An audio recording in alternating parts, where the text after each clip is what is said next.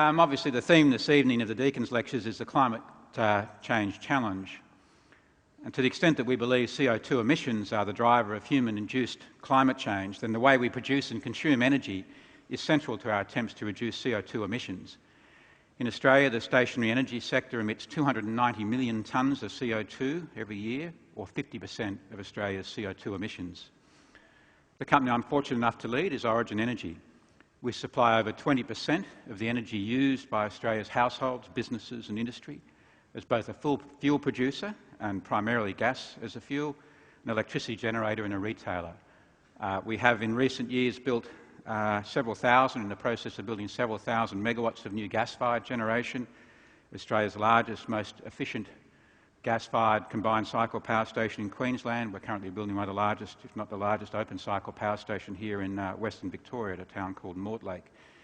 We've invested probably $150 million in geothermal energy in Central Australia, trying to find out whether that resource is accessible.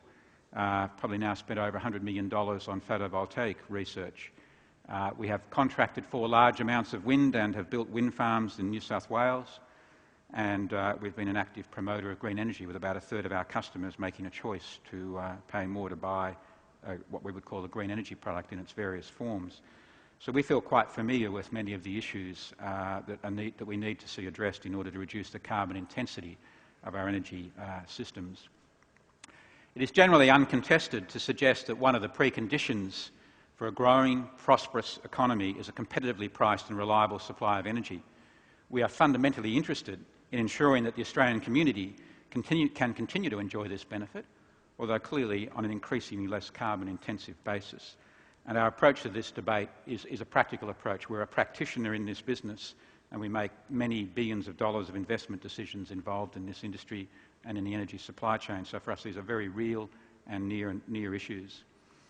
Our governments have set for us, and this at least currently remains still an area of bipartisan political support, that we reduce our national carbon emissions by 5% from 2000 levels by 2020. Using Treasury business as usual forecasts, this would require a reduction in carbon emissions of 140 million tonnes. And much of my presentation today is addressing the time frame and that target through to 2020. Clearly there's a longer term time frame that we could talk about.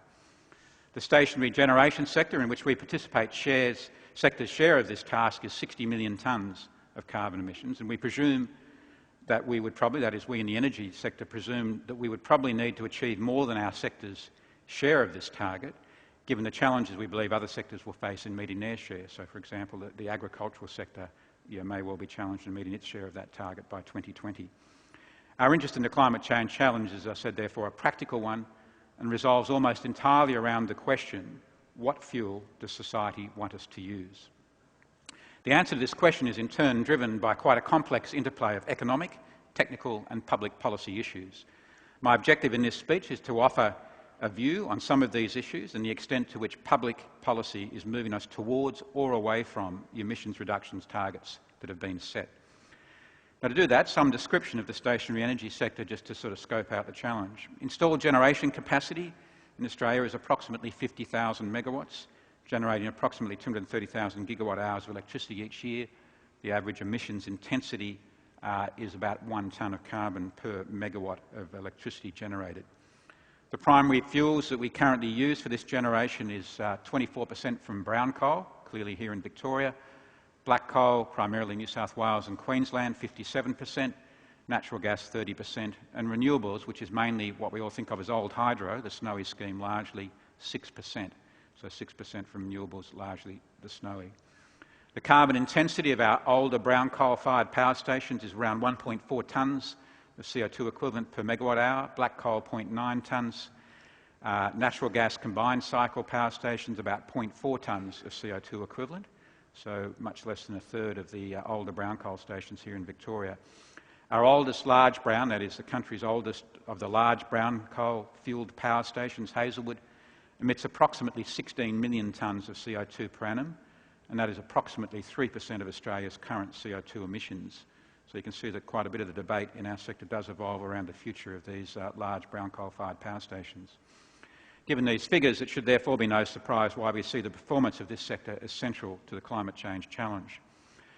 The next point to make in respect of our industry is that while 2020 is 2 or 3 electoral cycles away, and was even further so when these targets were set, they are for our industry just a moment away, just a moment in time. And the reason for this is the time it takes our industry to permit and develop both generation, transmission and distribution assets. Now, our industry has an enormous capacity to build assets. It's always interesting when one delves into a little bit of history, the sort of figures that come up. In the 40 years to 2005, so 65 to 2005, the Australian population grew 80%. But the demand for electricity over that time grew 650%. Our industry delivered that increase in capacity, delivered on that enormous growth. I find as a corollary to this discussion that, of course, there's another debate going on in the Australian community about population growth and our country's ability to see our population grow some 60% to 35 million people by 2050. And of course, the two important years that people often talk about in the climate change discussion is 2020 for near or medium-term targets and 2050 for much deeper cuts.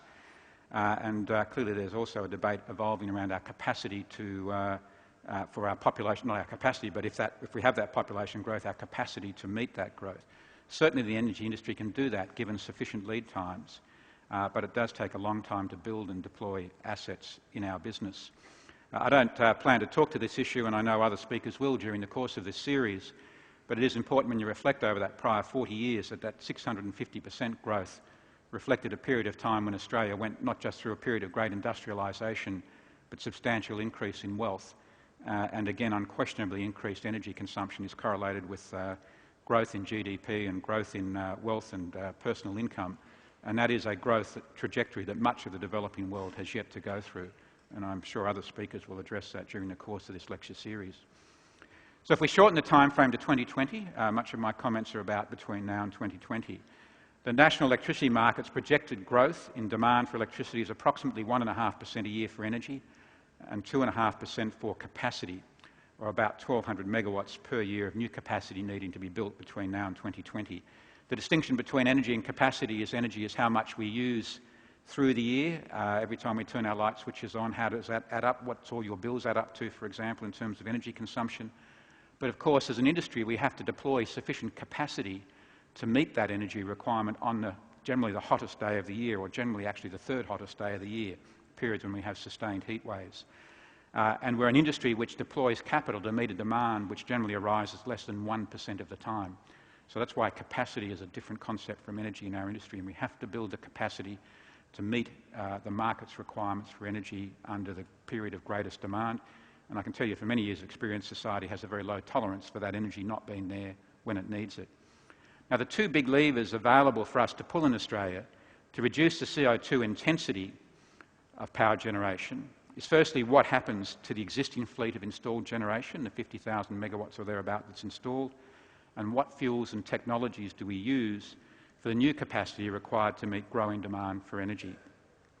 To understand the potential of these levers, it's worth a quick examination of the fuel and technology choices available to us. From a fuel perspective, Australia is truly blessed, with one exception. At current consumption, we have black coal reserves of over 100 years, brown coal reserves over 500 years. Australia has vast natural gas reserves in both the North West Shelf province largely, and of course the emergence of the coal seam gas industry in Queensland and New South Wales, which have established at current production rates over 100 years of natural gas reserves. And more broadly, we've seen internationally the rise of what's called unconventional gas, particularly in the US, and the recognition of the vast resources that are potentially available in as little as the last 2 years. Southern Australia, South Australia, Victoria, southern New South Wales has large wind resources with world-class wind speeds greater than 8 metres per second, exceeding probably 15,000 megawatts. So we have very substantial and very competitive wind resources. We may have unconventional, and I stress unconventional, geothermal resources which could exceed 10,000 megawatts. And all these numbers need to be put in perspective of a current requirement of 50,000 megawatts, and effectively an unlimited solar resource.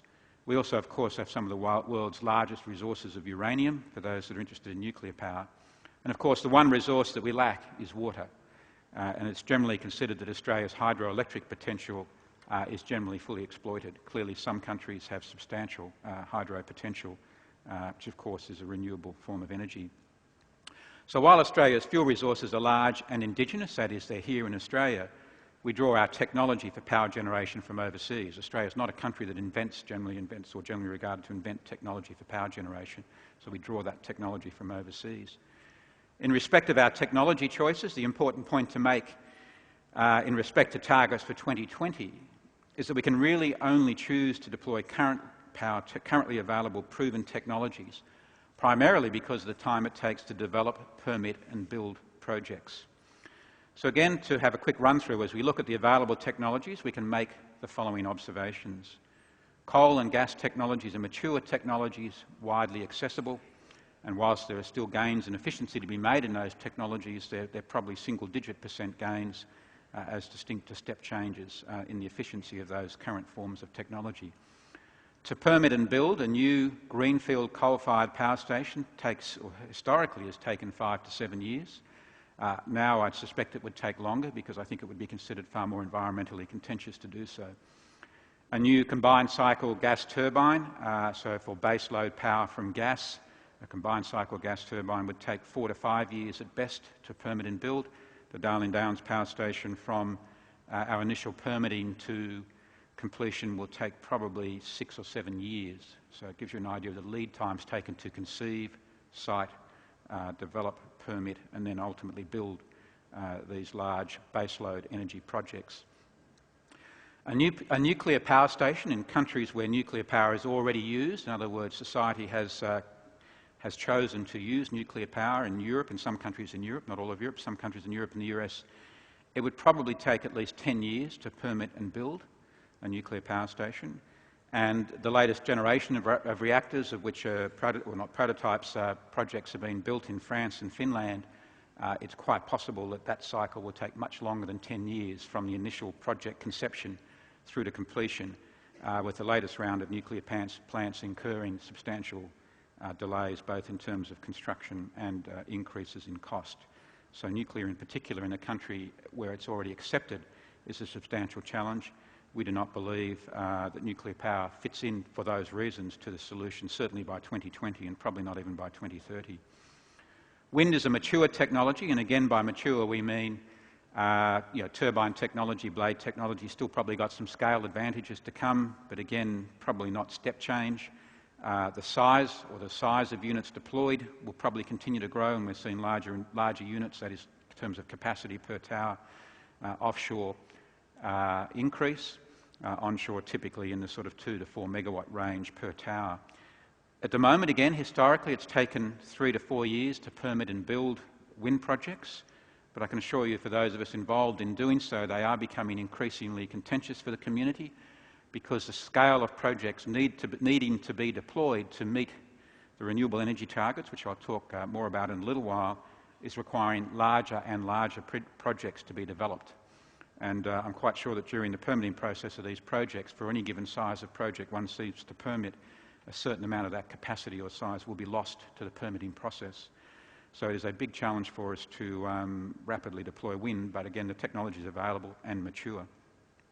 Unconventional geothermal energy is still in the R&D phase in Australia, and by unconventional, if you have a simple picture of what conventional geothermal is like, the geologist would simply say, think about a failed volcano, and unconventional geothermal energy tends to work in failed volcanoes. So the hot rock is sitting there just under the ground, water is exposed to that rock in sedimentary reservoirs, and that water is accessed and produced, ultimately turned into steam and used to drive steam turbines. In Australia we do not have that opportunity, but we do have a vast amount of thermal energy locked up in rocks, particularly in the Cooper Basin. But to access that resource is a very different challenge and requires not so much brand new technology, but the adaptation of existing technologies, largely from the petroleum industry, to work at extremes of pressure and depth and temperature that it's not typically been designed to do. So we have great hopes for what geothermal energy can do, but it is important to stress that it's still in the R&D phase. Many elements, and this is all of course spoken from the point of view of a company having to make these choices to ensure we continue to have a reliable supply of energy. Many elements of CCS, or carbon capture and sequestration technology, exist, but there is little evidence that they can be deployed on a commercial basis before 2020, if at all. There was momentum behind a number of demonstration projects. Quite a number of these projects, particularly overseas, have not made it through to fruition and have a long way to go before they demonstrate that they can compete effectively against current proven thermal technologies and even against some of the more widely accessible renewable technologies. All of the currently available renewable choices in Australia capable of being deployed on a large scale are, in our view, 2 to 3 times magnitude of cost greater than our current thermal generation choices and are uneconomic without substantial subsidies. And again, we'll come back and talk about the RET scheme in a minute, because that is one way those technologies are effectively subsidised and brought forward. In our view, given the time taken to deploy, decisions on the projects that would meet our requirements for reliable and competitive supply of baseload energy will need to be made within the next 3 to 5 years, given the lead times it takes, as I say, to build and deploy. Clearly, for that reason, our choices will generally be constrained to currently available technologies and the fuels they use. So much of the technology debate is not going to contribute to the achievement of targets by 2020. They are clearly looking at longer-term contribution, perhaps to targets towards 2050. In returning then to the levers of new build generation and the existing generation fleet, it's important to remember that until late last year, when the political consensus around the implementation of the ETS dissolved, the 2 main public policy instruments to influence fuel and technology choices for power generation were the RET scheme, the Renewable Energy Target, the Mandatory Renewable Energy Target, and of course, broadly, an ETS, specifically the ETS that became known as the CPRS, the Carbon Pollution Reduction Scheme. And those were the 2 primary policy levers that were going to be used towards taking us to a lower carbon intensity future. If we consider first the level of new investment in generation, then the influence of the RET scheme is very important. So this is that amount of the 2 levers, the amount of new build generation that has to occur to meet our requirements for 2020. It transpires that the renewable energy target of approximately 20% of energy by 2020 from renewable sources, if it was to be met by the only current renewable energy technology able to be deployed on a large scale in Australia, which is wind, would require 7,000 to 9,000 megawatts of capacity to be installed. This is approximately equal to the projected growth in generation capacity required to meet our needs at 2020. I'm never quite sure whether governments have actually understood that and sized the figure accordingly, but I suspect it's coincidental. But nonetheless, that is the facts, that if you use wind, you need about as much generation capacity installed to supply that target as the growth of capacity to meet our energy requirements for 2020. However, wind is an intermittent fuel, and you might recall earlier I talked about energy through a year and peak capacity. Wind is an intermittent fuel, and this intermittency has consequences for our energy supply chain. Because of intermittency, the national electricity market, so the market operator, ascribes a reliability factor of less than 10% to wind. And if I can distinguish between reliability factor and capacity factor, when you have these, what I would call world-class wind speeds, a good site for a wind farm would generally have a capacity factor of about 40% plus. In other words, about 40% of the time you would get an effective output from that wind farm. But of course, the wind is unpredictable, and the reliability of factor being less than 10% talks to how much you could rely on that wind being there when you actually needed it. And that gets back to the details of meteorology and climate. And the fact of the matter is that the wind tends not to blow when we have these heat spells, particularly the ones that wash across South Australia and Victoria in the late part of the calendar year, in the summer months and the early part of the calendar year. And this was an event that occurred in about November last year, when we had very hot weather roll across South Australia and Victoria, and wind contributed, of all of the installed wind capacity, wind contributed a very small amount to our capacity requirement at that time. We believe that between now and 2020, to meet RET requirements through wind will require, as I say, about 7,000 megawatts of wind to be built. But with a 10% reliability factor, we would ascribe only about 700 megawatts of firm capacity against that target by 2020. So wind needs to be backed up by a reliable fuel source, and this is almost certain to be open-cycle gas-fired generation, the sorts of projects that we're building, for example, in Mortlake in Western Victoria, which is about a 650 megawatts or so open-cycle gas turbine power station.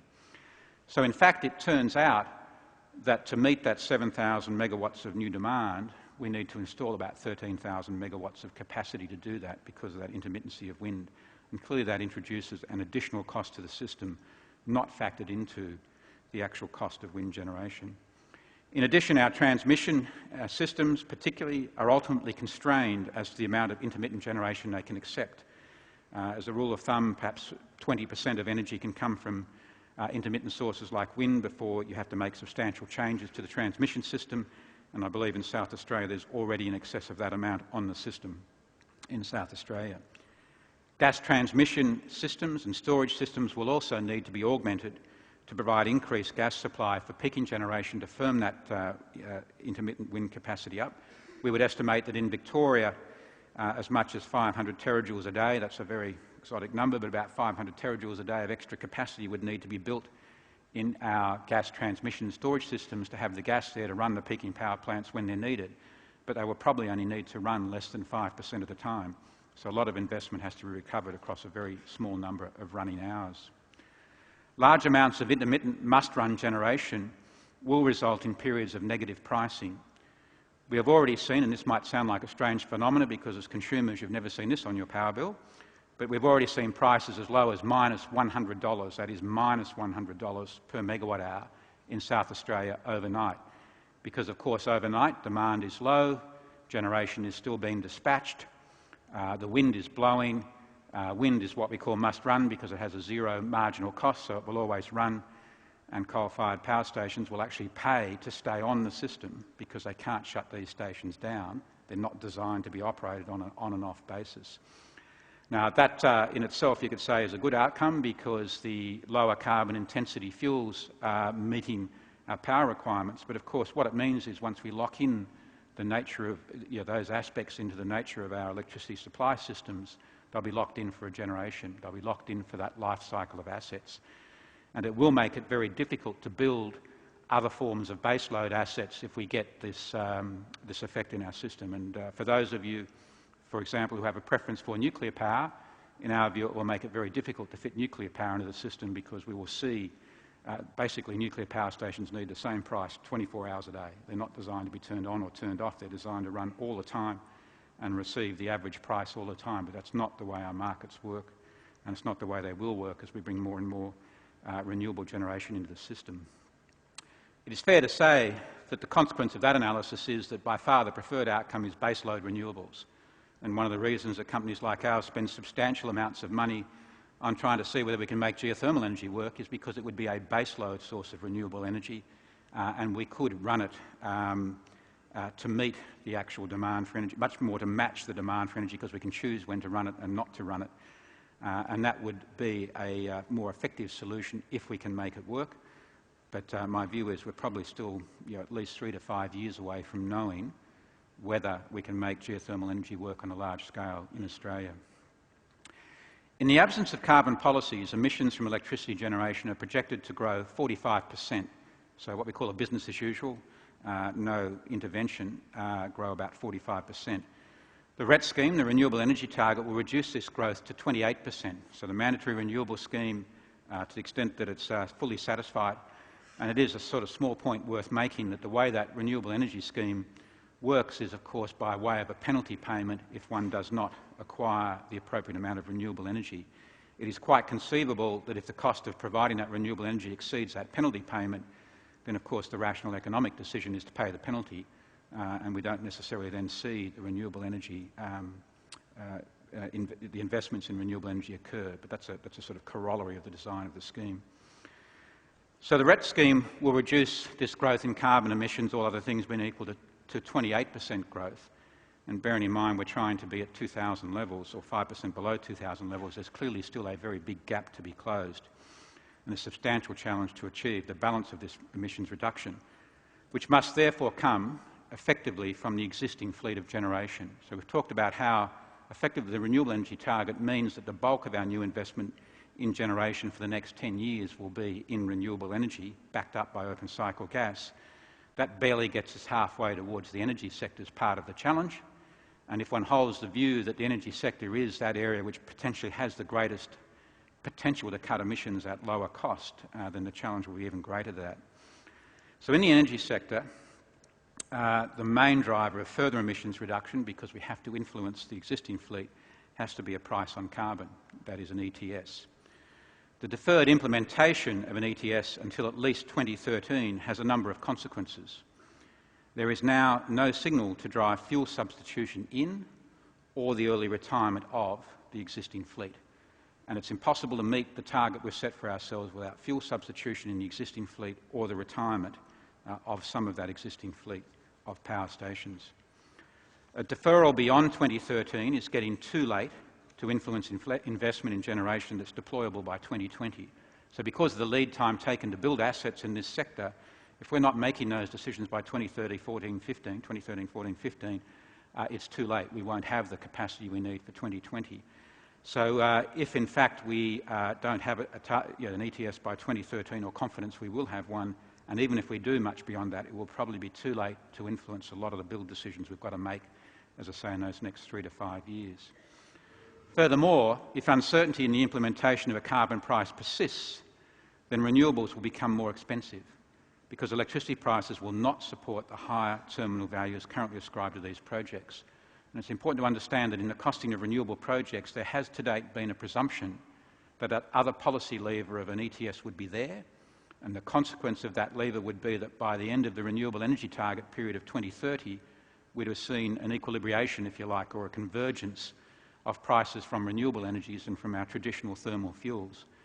But if we don't have an ETS, our thermal fuel prices will stay where they are, and that renewable generation at the end of that RET period will therefore be worth a lot less, and relatively more of the value of that investment has to be covered through prices in the intervening period.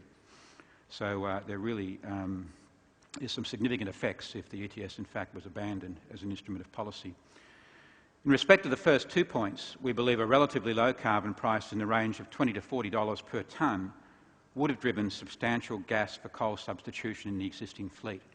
Now, that's not to say coal-fired power stations would now be fired by gas. It is to say that in aggregate there would have been earlier retirement of some of the older, less efficient and less carbon efficient power stations, obviously some of the brown coal stations here in Victoria, and they would be replaced by an accelerated development of gas.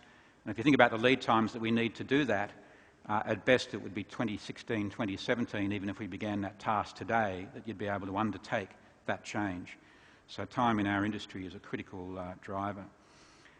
We estimate that relative to that option of substituting gas for coal in the existing fleet at a price of around $20 to $40 per tonne, a reduction of carbon emissions through the renewable energy target compared to that scenario is costing us around $40 per tonne of carbon reduced more than if we went down that path of gas substitution driven by an ETS with a carbon charge in the range of $20 to $40 a tonne.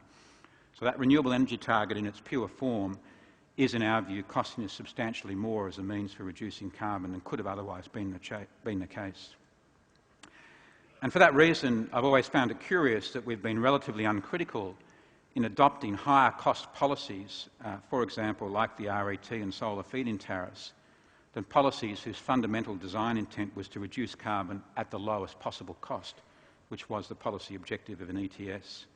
And for all the reasons I've said, put simply, the renewable energy target without an ETS makes no sense. So to the extent that the RET exists, it needs that other lever, that other policy instrument put beside it.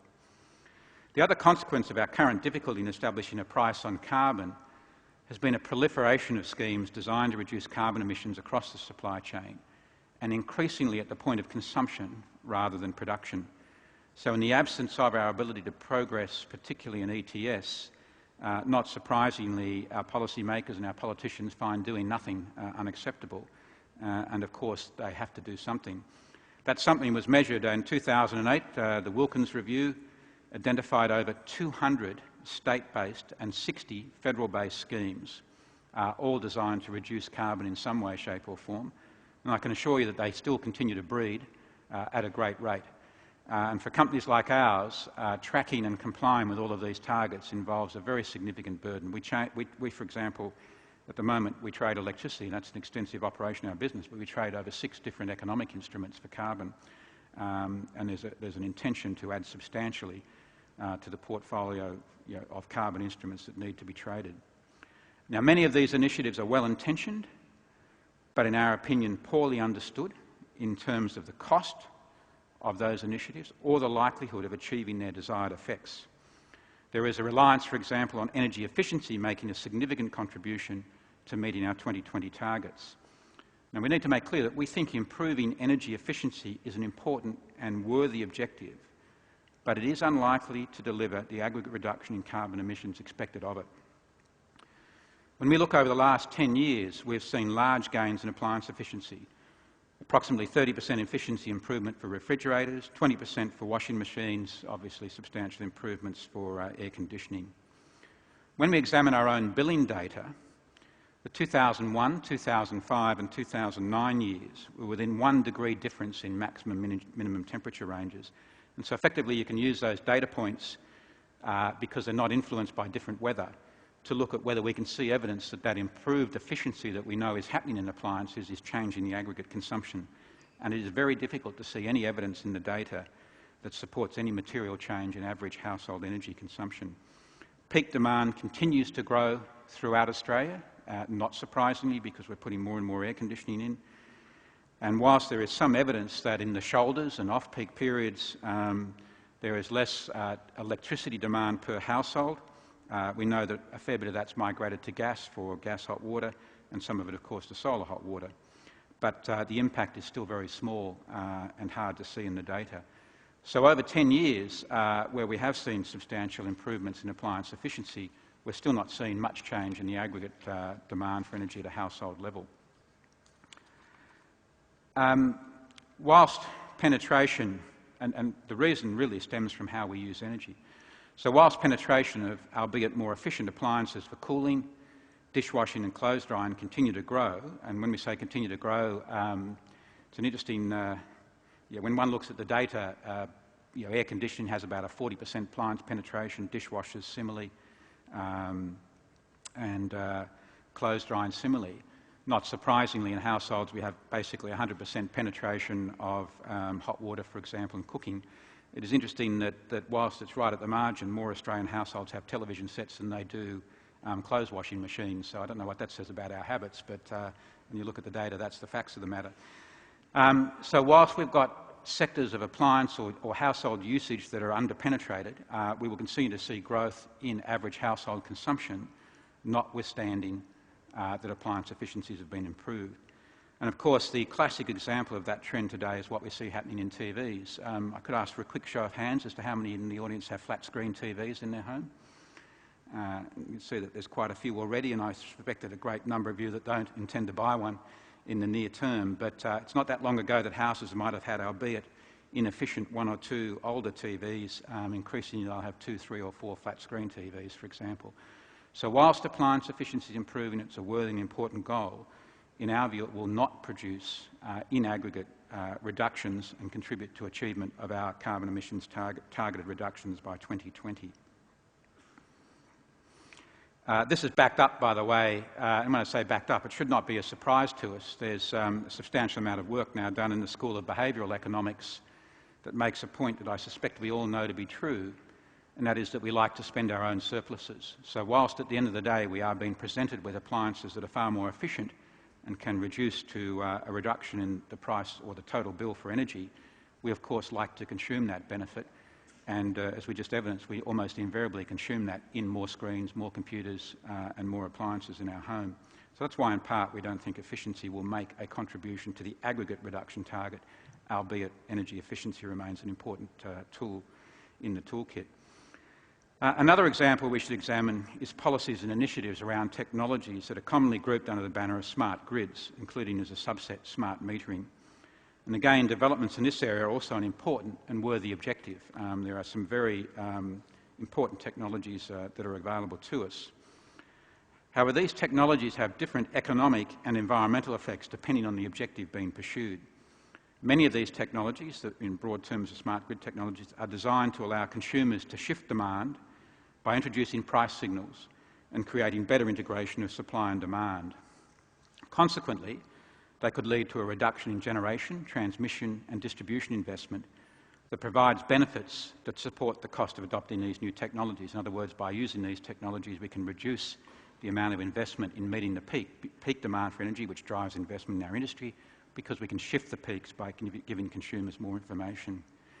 But if that's all we do, shifting consumption, they do not necessarily result in large, or this does not necessarily result in large changes in the amount of energy consumed. It is shifting our consumption patterns, but not necessarily reducing it, and therefore produce little benefit in reducing carbon emissions, because carbon emissions aren't driven by our peak demand for energy, they're driven by how much energy we use.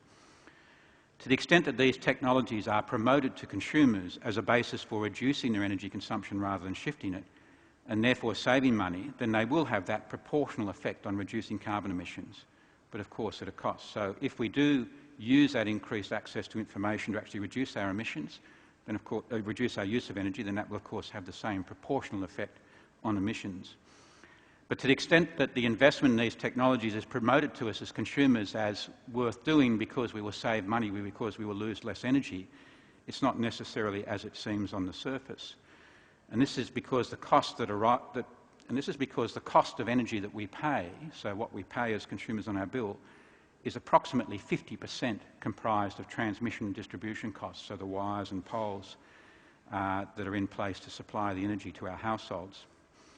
If throughput is reduced in these are sectors whose returns are rate-based. They're regulated sectors guaranteed a return through the regulatory system. And the consequence of a proportional reduction in consumption is simply a proportional increase in the price, because that's what the rate-based system will do. So at the end of the day, they will not produce, and simplistically, they'll only produce half the benefit in terms of price to consumers, as might on the surface seem to be the case, because underlying transmission and distribution charges will be adjusted to reflect a change in throughput. In Victoria, and to kind of illustrate this effect, in Victoria, the smart meter rollout has added approximately $70 to the average electricity bill, which is just over $1,000 per annum. Now, these additional costs clearly are not yet producing a benefit to consumers because they've not been followed up with tariffs that allow consumers to make that choice. And from my point of view, and I know this is potentially a contentious statement, but the mandatory rollout means that all consumers are carrying this cost. And it's a fair contention that many of the smaller energy consumers and the disadvantaged groups are likely to have little capacity to change their energy consumption habits anyway, because they are not great consumers of energy. They do not have substantial discretionary income. So it's our view that many of the initiatives designed to reduce emissions at the point of consumption come at substantially higher cost than reducing emissions at the point of production. Yet that is the direction of public policy in the area of reducing carbon emissions at this point in time. Based on current policy settings, in the absence of an ETS, we would need to see both a 20% reduction in average household energy consumption, and I can tell you that over the last 10 years we've seen hardly any change. So between now and 2020, to meet our target with current policy instruments in place, which is the RET, we would need to see a 20% reduction in average household energy consumption, and as I say, I don't see that occurring, and and a doubling of the renewable energy target to close that remaining gap. And for anybody who debates that the target that we've set for our country of 5% reduction by 2020 is not ambitious enough, when you try and operationalise that target, turn it into initiatives that are capable of being implemented, it is a very challenging target. And I guess I would challenge that part of the community that says it's a soft target to look at the data. It's actually a very challenging target for us to make those reductions by 2020. Effective policies causing change at just 20 to 30 points in Australia, that is where our major power stations are, seem to us to have a greater chance of success than relying on millions of Australian households to make substantial changes in the way they use energy. We believe that a deeper understanding of these issues across the energy supply chain would lead to better policy making, and therefore greater likelihood that we will meet the targets that we've set for ourselves for 2020. In particular, given that the RET scheme now exists, it makes no sense to ignore the role that a sensibly designed ETS must play in helping us achieve substantial reductions in carbon emissions. And that begs perhaps the last question: what would a sensible ETS look like? And at least in part, my answer there goes back to what I think of as the economics of climate change. Because the one thing we know for sure is that the cost of delay costs far more than early action. We have always been advocates of putting in place the infrastructure of change, putting in place the tools and mechanisms that will allow us to price carbon.